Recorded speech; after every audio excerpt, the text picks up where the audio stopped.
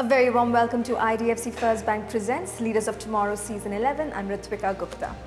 Tonight on the show we'll be talking all things digital, from digital storytelling to traveling in the age of digital. We'll be in conversation with Karishma Mehta, founder and CEO of Humans of Bombay, and in the second segment we'll be chatting with Sabina Chopra, co-founder and COO Yatra.com.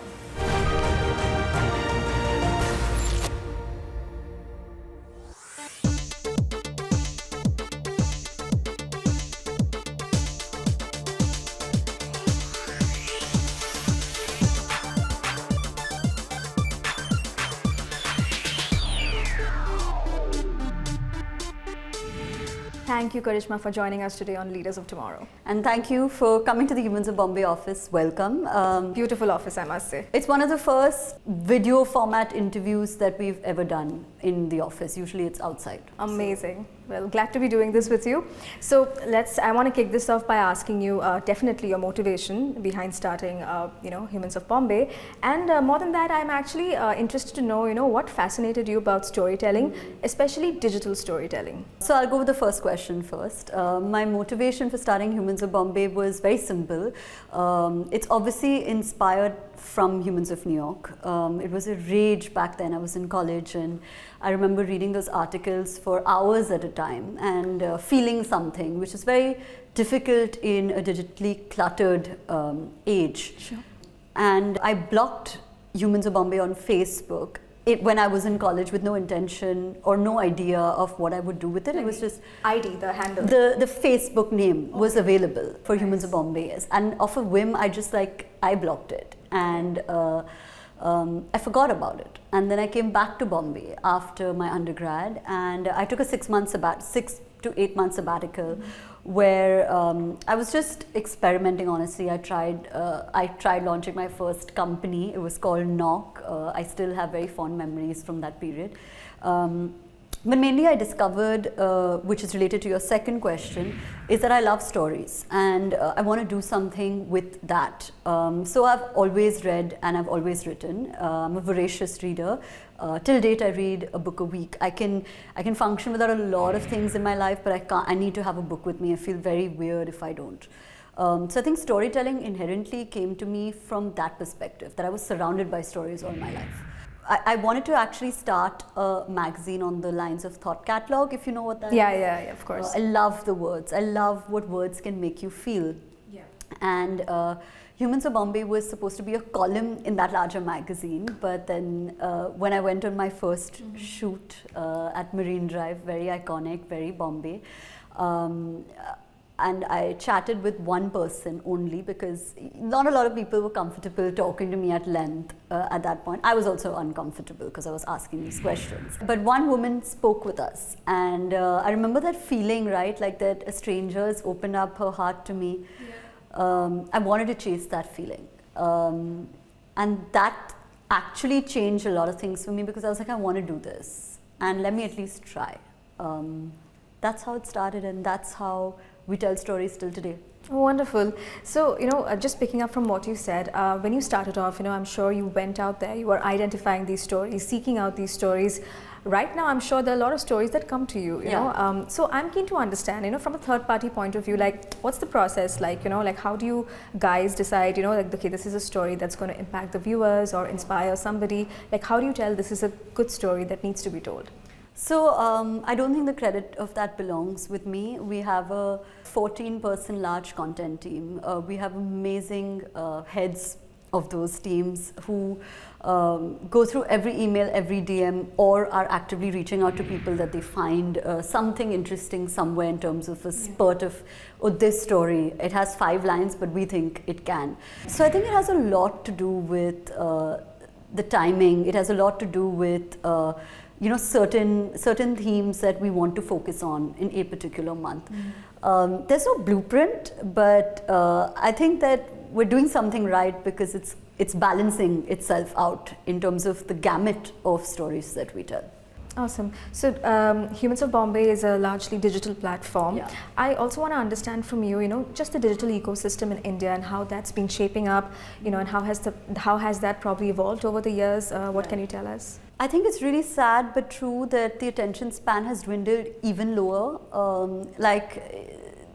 In the attempt to figure out algorithms and what's working and what's not working, I feel like the soul of digital somewhere is a little bit misconstrued at this point in time. Like, sometimes I'm just looking at a reel and I'm like, I can't believe we're telling this in like a minute and less, because there's so much more to say, Yeah. But of course it has its benefits. I genuinely think that the way reels are produced and the way content is being produced in India, it has made a lot of careers. So a lot of people who can use this to amplify either their product sales or to sell a product, whatever, right? Like, it's created a whole creator economy, obviously, for a reason.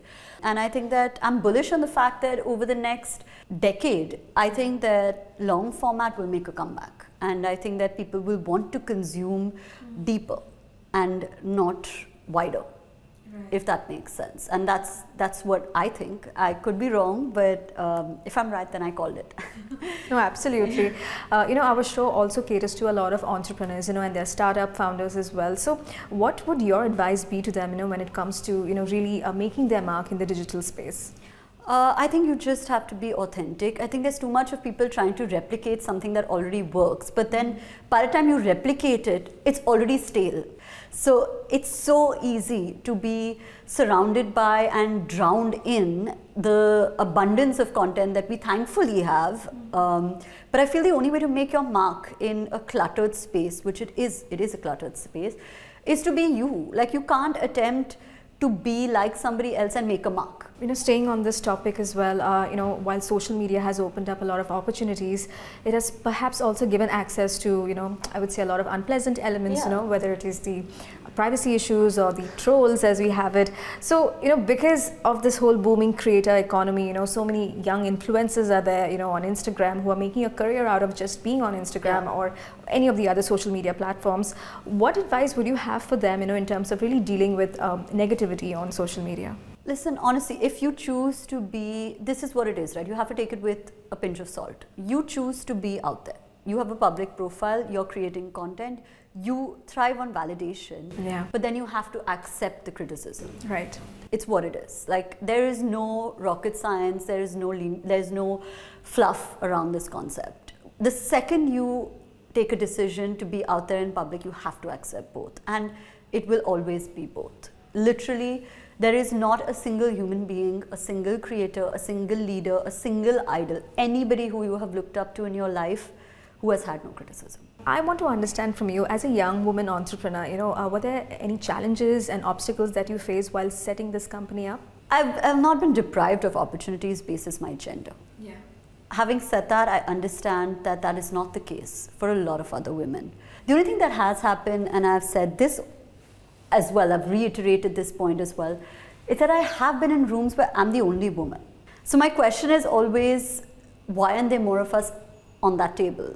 And I think that opens up for a larger conversation on women in leadership roles and women in C-suite roles, and women who can, kind of take on a lot of multiple roles, and the pay parity, and so many different questions that arise with the woman in the workplace. Fantastic. All the best and more power to you. Thank you so much, Karishma. Thank you so much. It's been lovely. Same here. On that note, it's time for a quick break here. We'll be back shortly. Stay tuned.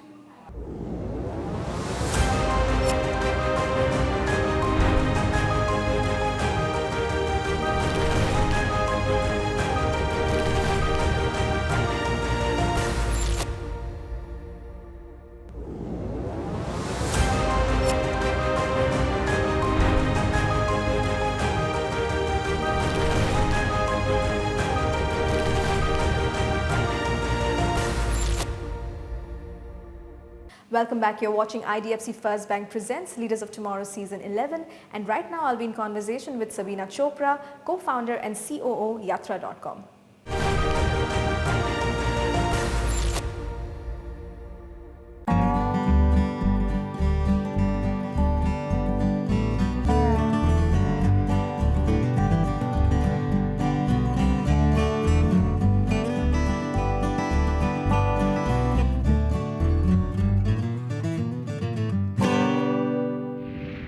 Hi Sabina, thank you so much for joining us today. Thank you so much for having me. So, the theme for our show this year is Ideas for New India. So, I want to kick this off by asking you to tell us the 3-4 big ideas, or your outlook for the travel and hospitality sector in 2023. The latest trend or the newest trend that has begun is experiential travel. People no longer want a set itinerary. They do not want a set program that they want to travel by. They want more options, like more options for staying, more options for flights, more option for eco-friendly hotels. Even they're not looking at a hotel, they may look at a homestay, they may look at staying different options. But this is one trend, so each one wants a different kind of a flexibility in cancelling, in rescheduling, because what's happened in the last 2 years, we don't repeat that, but people do keep asking us for bookings or options that can be rescheduled or cancelled. So what we've done on the flight side, we've bought in for domestic use is zero cancellation. So in case you do cancel your flight, you get your full money back. So that's something which people are looking at. However, as I said, people are looking at experiential travel. They're looking at exploring new destinations. They are looking at, maybe not a hotel in a popular location like a Shimla, but they look like a small homestay, or in the outskirts of Shimla, they're looking at newer and newer options. So that's what's happened on the leisure side. On the corporate sides, there has been adoption of technology by most of our corporates. They want their travel policies to be observed, to be managed, and also they are looking at cost optimization. And this, I feel, can only happen through adoption of technology, and even corporates have understood that.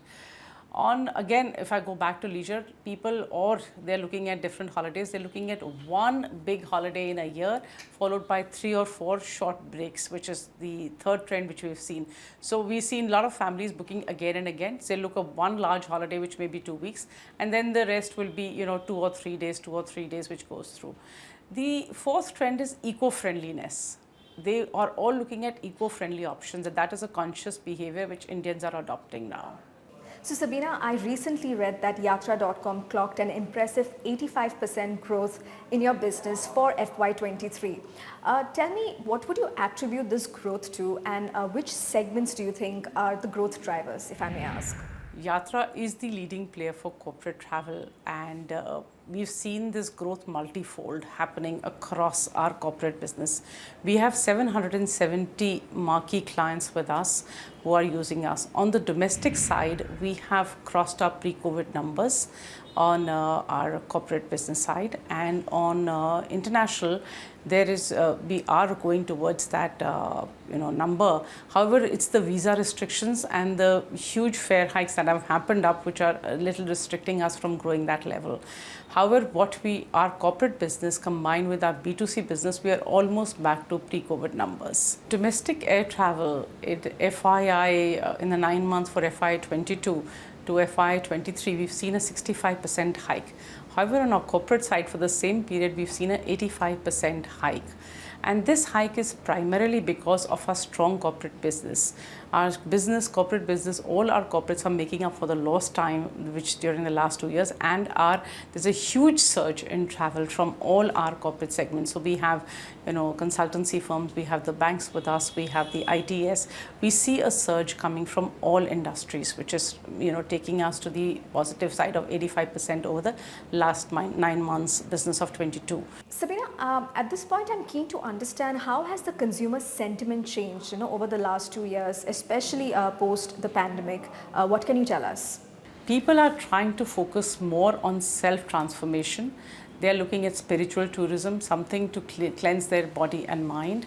So in 22, we saw more travel towards this area, which this trend is carrying on. And we see that more and more people are going towards this, to Varanasi, to Rishikesh, to these spiritual tourisms. There's a lot of pilgrimage tourism which is being searched on our website and booked also. Rishikesh had the highest ARR for us last year, and what I see also, that Varanasi had the more bookings than Goa for us last year. So you see more and more trend coming towards self-transformation, yoga retreats. So on our website, we made sure that we give options for yoga retreats, for meditation centers, for healing centers, for spiritual tourism. Sabina, at this point, I also want to understand the role of technology in travel, especially post-COVID, when travel is right now beginning to regain lost ground. How do you think these technologies, like AI and machine learning, can really enhance a customer experience? What can you tell us about that? In the post-COVID era, technology is the game changer and is the driver for growth for the entire travel industry. Technologies like AI and AR are the game changer and path-breaking technologies that we have in the travel trade. AI and AR are rapidly evolving technologies that offer immense potential for personalization in travel. At Yatra, we have been the forefront of leveraging technology to enhance the traveler experience, from contactless check-ins to digital payments and real-time updates on travel restrictions. Technology has made safer, more convenient and more accessible than before, allowing travelers to plan and book their trips with confidence. Our AI-based chatbot actually answers customers' queries from the beginning to the end, to the entire booking process, and supports them in that. So it's taken away complete manual intervention. Sure. A customer can book his entire booking and cancellation online without any manual intervention. This is also something that we've developed end to end. We used to have a contact center, which we have reduced the number there. To enable, we used to have a lot of questions for refunds during COVID. When is my refund going to happen? What is, when is it going to come? That entire process, we've taken it online and made sure that end to end technology answers that. Absolutely. Sabina, at this point, I also want to ask you, as a woman entrepreneur, what have been your biggest learnings, in this really competitive space? As a woman leader, what I've noticed or my exposure has been for the last couple of years has been that what disturbs a woman is the work-life balance. That's what takes them a little differently. Is there a perfect life balance, work-life balance? I don't think there is. Sometimes work takes importance and sometimes your personal life takes importance. Yes, there has to be a balance between it, but it's never perfect. So the perfect life balance, I don't think exists. Sometimes priority is given to, your personal life. Sometimes if work demands it, then that takes priority over your personal life. So I feel that's one mantra that I have, tried to manage, but haven't really succeeded. So there is nothing known as perfect work-life balance. Secondly, what I feel is the encouragement to our team members, the women team members who are committed to the organization but require flexibility. So, as you are aware that women will require more flex in terms of flexibility, their work environment. So give it to them, I think, support them when they needed that flexible option. Sure. That's something I believe in. And I think leading from the front is very, very important. Take responsibility, be committed, and I think the world will follow through. Work hard. Finally, tell me, what would your advice be, for women entrepreneurs or working professionals in terms of how they can really develop leadership skills? So there is importance in diversity. This is a trend that I've noticed and has become more and more stronger. There is importance given to diversity by the main organizations or the leading organizations of India today. They want more and more leaders. They encourage more and more leaders to come forward. How do you bring forward leadership? I think it is more to do with believing in yourself and believing that you can do it. Sometimes women, what they do is self-doubt themselves. Can I do this? Can I not do this? I don't think we need to indulge in this. Today's leadership is not defined by gender. It is defined by capability. And I think we need to believe in our capabilities and take that forward. And once we do that, the world is theirs, is yours. Well, thank you so much. It was lovely chatting with you, Sabina. It was a pleasure to answer all your questions. Thank you. With that, it's a wrap on this episode of IDFC First Bank Presents Leaders of Tomorrow Season 11. We hope you enjoyed the conversations. Thank you and goodbye.